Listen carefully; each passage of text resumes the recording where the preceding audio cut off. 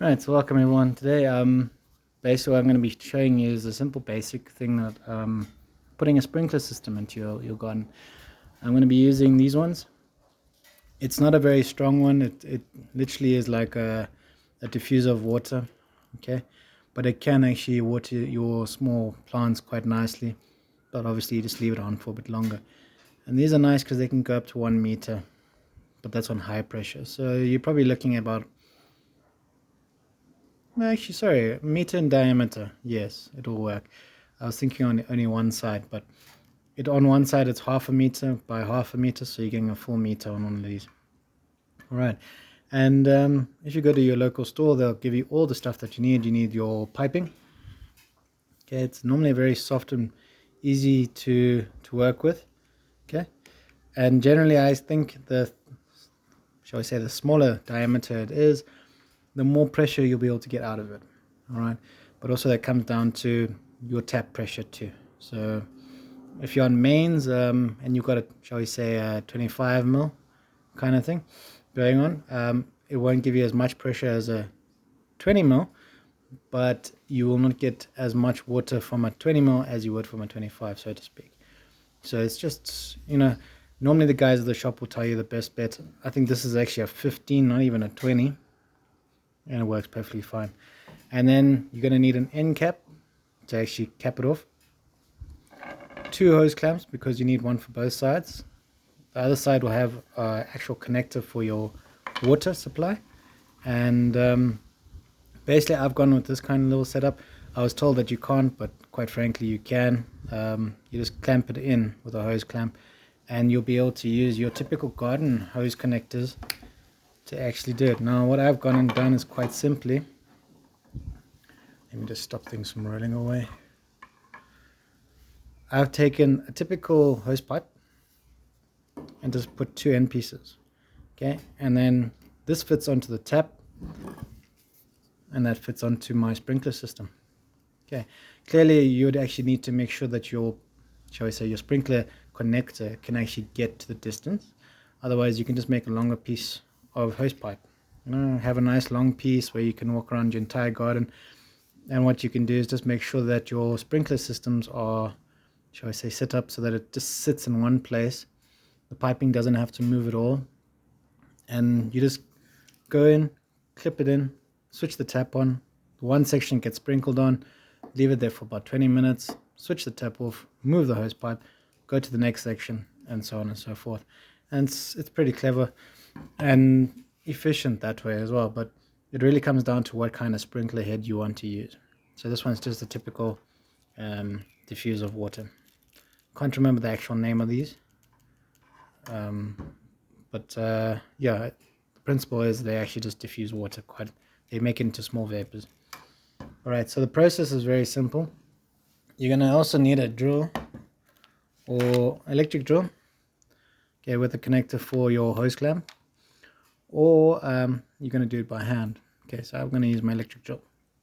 And what you're going to do, clearly, is you take your end cap, okay, you can bust it in there. You can either hammer it in or do it by force. I think I'm just going to try with a hammer, because also you can just use the floor, which I think might be the better bet. But as you can see, okay, it goes nice and tight. And with the longer ones, okay, I've had some success where I don't need to put a hose clamp, but just so that I don't have to come back and fix it later and question it, I just put a hose clamp in.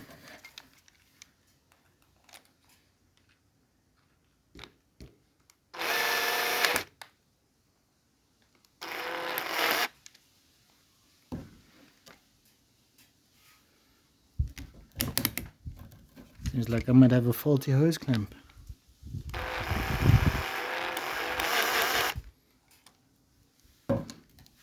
Okay, so mine's a little bit faulty, so I'll fix that one a little bit later. But you get the idea of it needs to actually clamp down quite tight so it doesn't move. Okay, coming to the other side now, to my second side of piece. And I just like to check if there's any damages on the pipe connector. As you can see, it's on this side and the rubber's been a bit damaged maybe. So I always try and take the damaged side and hide it away in the clamp, so that one, for you don't have this horrible thing looking out, but two, it ensures that this side, which is the good side, will make a complete sealed connection to your hose pipe connector. Okay, let's take the next hose clamp. Sorry, just turn around.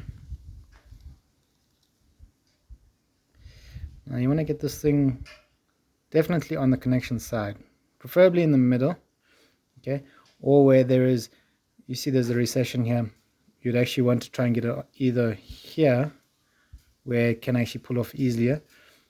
But if you're going to go here, you must obviously go in deeper when it comes to tightening this up, so it clamps in there, holds in there, and it doesn't come out. But also on top of that, it doesn't cause the pipe to buckle enough so that the water comes out the back end. All right.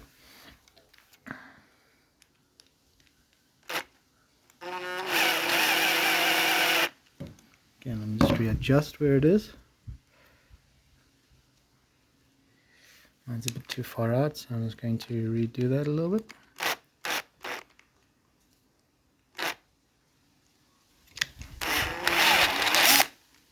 Alright, perfect. So now you can see mine's quite tightly on. Okay, can't get that off. Alright, so that's perfect now. Now what you're going to do is, obviously, you're going to take your little tool that comes with your sprinkler system. Okay, and you're going to jam it in. Now I've measured out where I want to start off with. I'm going to start off with one here. And you're going to literally just dive into it with some aggression.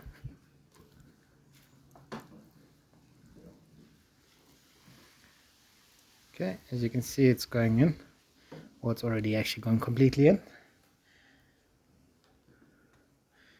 Alright, and you do want to do a bit of a sideways motion when actually digging it in and taking it out. Just add a little bit more room, because what's going to happen is you got this nice little clamp, okay, as you can see, and it's got a nice little lip. Let me see if I can bring it closer for you to see. There we go. Nice little lip. So what's going to happen is this section here is going to go inside the pipe, including this section, of course. But when the water comes on, because it's going to be a little bit loose, when the water goes on, it's going to actually push this lip, that where my nail is, back against the pipe, so that it's going to actually cause a complete seal. So when the pipe is not on, or the water is not on, you will see that this is easily pushable. It goes in and out nice and easy. But as soon as the water goes on, it pulls against the piping wall, completes the seal, so that the water actually goes down this little pipe. I just want to get this out quickly before I actually continue, so there's no problem. So just give me a moment. I'm going to pause and I'll be right back. Okay, so I'm back now. So all you're going to do now is take this now cleaned end piece, and you're going to shove it into this actual pipe. Now, as you can see, I'm pushing it down and it's not going in very well. All right. That's because it's actually causing the pipe to bend flat. Okay, what you want to try and do is you want to try and keep that bulge. So you're going to use your two fingers and push that, so it's, as you can see, I'm pushing it together. It's causing the circular bulge to go the opposite direction, making an oval shape. You want to do something like that at the same time, but not aggressively. Just hold it in place, and then you're going to be forcing this one in. And it is a bit of a process, I'm not going to lie. You will have to use some force. You may even need to use some pliers, actually, where I'm going to have to, but I'm going to firstly do a bit more of an aggressive hole making. Try one more time.